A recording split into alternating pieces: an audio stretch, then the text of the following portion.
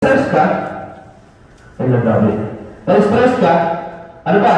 Tatlo daw yung dahilan. Bakit tayo na-stress? Number one, pag wala kang ano? Pera. Yung pangalawang dahilan, Pera.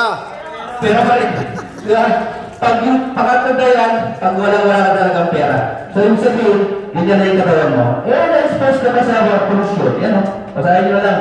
Na-stress ka sa pollution, umiinom ka ng mga pang-maintenance na nakakasira ng liver and kidney. Diba? Naging smoke ka, naging ka, diba? Tapos dahil kinakain ng kanin, ng adobo, diba? Adobo, wala nang na. Ng adobo, lechon, manok, spaghetti, lahat ng masasarap kinakain mo. Diba? So ang tanong, kung ganito na yung katawan mo, healthy ka ba? Hindi na. Hindi na, no? Kaya, maraming tao na dati naman walang sakit. Bakit ngayon? Yung sakit na sa puso. Dati, wala na naman sakit sa cancer. Bakit ngayon may cancer ka? Dati hindi mataas ang sugar mo, linti ka ngayon, tigas sa ulo mo, may diabetes ka na, kahit ka pa rin ng kanin. Hiling mo pa mag-dessert, nature lang ka pa. Malapit, katulad mo, short drinks. Sarap mong sipain, pabigat ka sa pamilya mo. Di ba? Pag may sakit ka na, wala na, control na. Di ba? Kaya iba, nasisira na yung mga cell. Tama?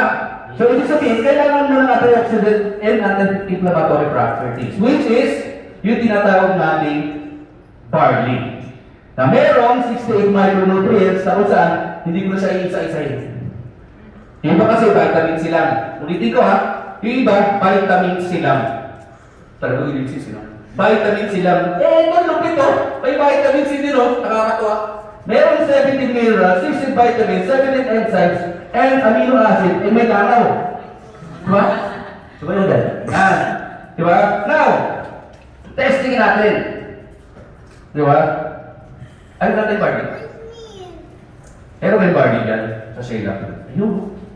Ay, salamat. Balitan nyo na lang, ha? Testing natin guys kung gaano kalakas yung energy ng barley pag umiinom ka.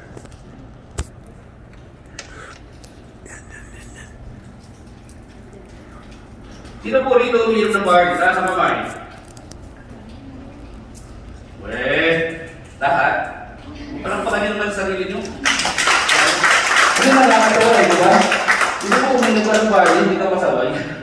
Kasi nandito ka sa kapal rin ito, sabi nga, be a product for product. Di ba? Ganun lang kasimple. Now, tingnan natin ha. Kung kayang, magbibigay pa talaga ng energy ito sa katawan natin. Meron dito, usap natin ito. Meron dito isang gadget, pang test po ito ng mga energy. Di ba? Pag pinindot ko yung green button, magkakalit yan siyempre. Di ba? So, magbibigyan ng energy yung valve sa yung buzzer. Okay, magkukulat. Ano sa likod niya? Kung magkukulat eh. Nagkukulat. So, ngayon, without pressing this green button, merong wire dito na nakakulat dito. So, kung dito ka, ulitin ka, sino yung uminom ng barley? So, ibig sabihin, yung hindi ng taas, hindi pa nakakating. Ha? Tama. Very good. So, pag hindi ka umiinom ng barley, yun yung energy mo. Tanong, meron? Wala. Lupit lang, wala. No? Eh, minsan kakwentuhan mo, maya-maya tulog. Bakit? Walang energy. Pero pag umiinom ka ng barley, yan yung energy mo. Grabe, oh. Diba? Diba ito? Ayun. Pero natin, pag hindi ka umiinom ng barley, yan yung energy mo. Diba? Wala. Now, try na natin ito. Kung kaya paantarin ng barley, ingay no? Yung electric fan, 100 watts na ilaw sa kabasar. Maka number 3 naman, no? Pindot TV green button. Yan, ilaw. Number pala. Asan yun? Pag hindi ka umiinom ng barley, yan yung meron wala? Wala. Pag umiinom ka ng barley, yan yung energy mo. Palakpakan nyo naman, napandar. Diba? So, ibig sabihin, grabe. Magic daw, diba? Hindi mo eh. Tingnan niyo ba, ah? Magic pa nga. Ito linig ko nasan? Nasaan? Nasa loob. Nakakurente ako? Bakit? Ang nagbibigay ng energy sa kanya, ito. 68 micronutrients na nakita sa barley. Palakpakan niyo yan. At ang mga rin, saan naman ito? Siyempre. Di ba? Siyempre, inumin natin. Masabihin niyo, bibigay niyo. Para yung energy na yung barley, pasok talaga sa akin. Yon? Ang palit sa mga sana mo. Barley na lang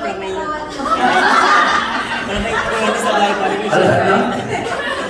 Dalawa lang kuryente. Kaya ba? Sa'yo ko kaya kami. Hindi yan ang kuryente. Ay, hindi yan ba yan? So, di ba? So now, maganda ba yung product? Yes! Ang malupit. Talagang maganda siya, bakit? Alam ko 37 times binanggit sa Bible. So ano, tatanggi ka? Yes. Tatanggi ka ba? Imagine, 37 times binanggit yung word of barley. Yung barley bread, yung pinamigay ni Kristo, barley po yun. Yung iniinom na alak ni Kristo, barley rin. Ang malupit, eh no, si Victoria City, hagiwara. Nabubula ng Japanese eh. Diba? Complete food na po siya. Diba? Ang malapit, the only vegetation on earth that can supply nutritional support from birth to old age. Diba? So, ibig sabihin, nakakayaman itong produkto natin. Tama. Bakit? Pwede mong servisan simula bata hanggang matatanda. Diba? Anong yumayaman dati sa traditional? Minsan, di ba nagbibenta ng tarpaulin? Yung mga nagbibenta ng tarpaulin, yung na-printing. Pag pinanganak, di ba may welcome? Di ba? Pag namatay, ano meron? Talpunin ulit. Di ba tarpaulin pa rin? So, ibig sabihin, itong barley natin, kakayaman po ito. Di ba? At ang malibit, lahat ang alam mong sakit na kakilala mo, kaya niya mag-prevent. Ulitin ko, kaya niya mag-prevent. Ito po ay hindi gamot at hindi mo siya pwede gamitin gamot. Sa anong kulay na sakit. Pero 100%. Ang body po natin is alkaline base. Diba? Alkaline base sa kung saan, yan po yung pwede matulungan. Kung may, sino po dito may kilala may diabetes? May Alzheimer's? Yung may mga utang sa inyo? Kasi bakit? Ayun ang kaya. Poor memory. Pag may utang sa inyo yung tao, pakinig yan. Malamang, maalala na yung utang niya sa'yo. Tama. Diba? Eto na po yung mga isa pa lang to kasi kung sasama ko lahat, pati mga ibang mga nagbigay ng mga testimony, hindi na po tayo nakatapos dito. Sa sobrang dami na natulog. So, ibig sabihin, once na may isang magandang produkto, ang tanong, may magandang kitaan ba? Yes!